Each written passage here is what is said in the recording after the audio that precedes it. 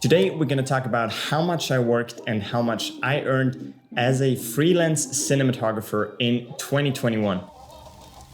Hey guys, I know it's been a while since I released my first video on YouTube, but I think today's topic is going to be rather interesting for aspiring cinematographers and freelancers in general, as we're going to talk about how much I worked and how much I earned in 2021. Before I talk about how much I worked and how much I earned in 2021, let's establish a base case for an ordinary employee working full-time in Austria. So in 2021, there were a total of 249 working days.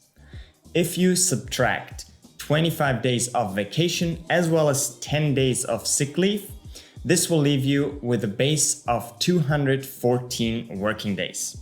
So let's take a look at how much I actually worked in the year of 2021. I was on set on exactly 69 days working as a cinematographer throughout of 2021. This number may seem very low compared to the 214 working days we just established earlier. However, I also did 13 days of prep and I did 7 days of traveling, which brings the total working days in 2021 to roughly 89 days.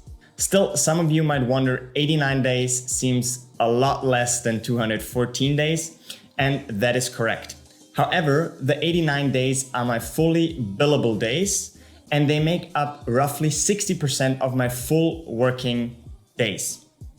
The other 40% are work that is non-billable, but that I have to do in order to keep my business running. So what type of work is that? That's usually accounting, updating website and socials, writing offers and treatments, pitching for projects, passion projects, and so on. So if we add those additional 40%, which are equivalent to roughly 60 days in 2021, to our 89 days working as a cinematographer, we'll get to 149 days in 2021.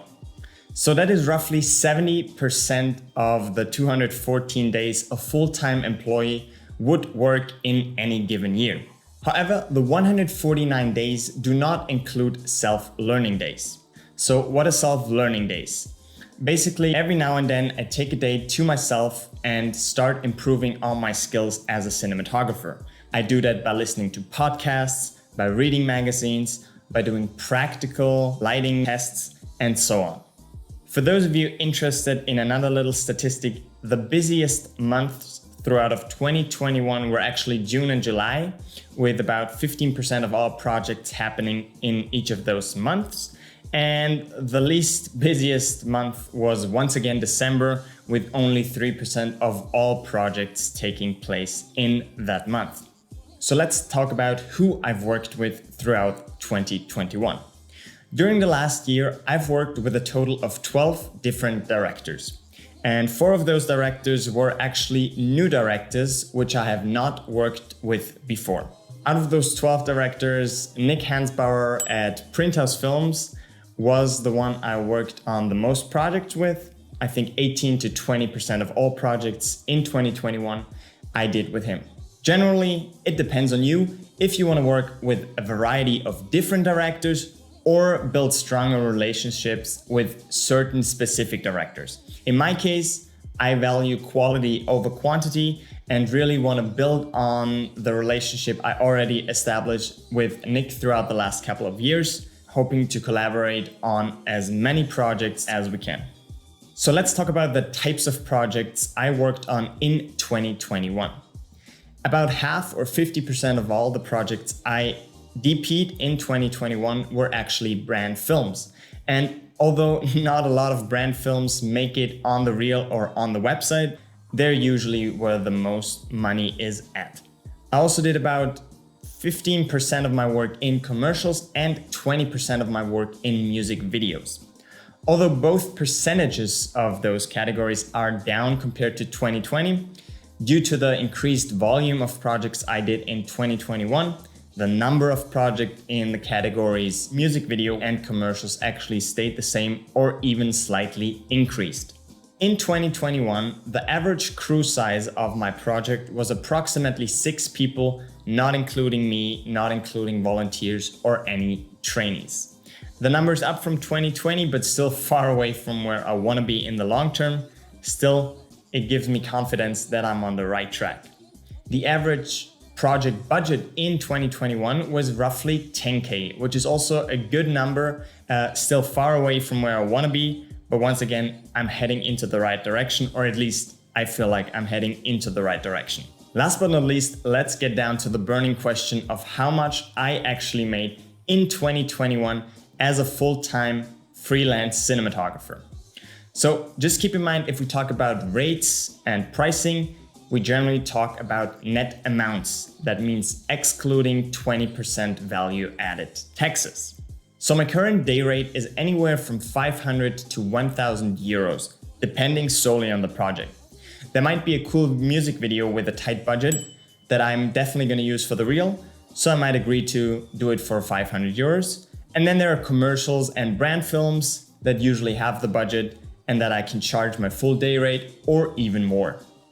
So if we take the average of those two price pillars, 500 and 1,000 euros, we'll get an average day rate of roughly 750 euros. Keep in mind, this is just me, my expertise, there's no equipment involved whatsoever. So if we take those 750 euros and we multiply it by 69 days, which I spend on set, and then we add about half a day rate for every prep day, we'll get to roughly 55,000 in total revenue. Keep in mind, however, the revenue is pre-company expenses, it's pre-social insurance payments, and it is pre-taxes. I personally have a rough profit margin of anywhere from 45 to 50%. So if we take that and we apply it to the $55,000 or euros in revenue, we'll end up with a net profit of anywhere from 20 to 27,000. Please keep in mind, I generally value quality over quantity and thus turn down quite a couple of projects throughout the year that I personally believe do not benefit me in the long term. Still, there's a lot of money to be made with event movies, after movies, and so on. I just decided for myself, I'm not gonna waste my time on those projects as I really wanna focus on going into the direction of commercials and music videos in the future. So if you made it this far throughout the video, let me know in the comments down below what you think the most popular camera brand of 2021 was for me personally, which I shot the most projects on, and extra point if you're also guessing the rough percentage of all the projects that were shot on that camera brand. So I hope this video was valuable to you and you took something away from it. If you have any more questions, put them down in the comments below and I'll do my best to answer them as soon as possible. Until then, see you next time. Peace.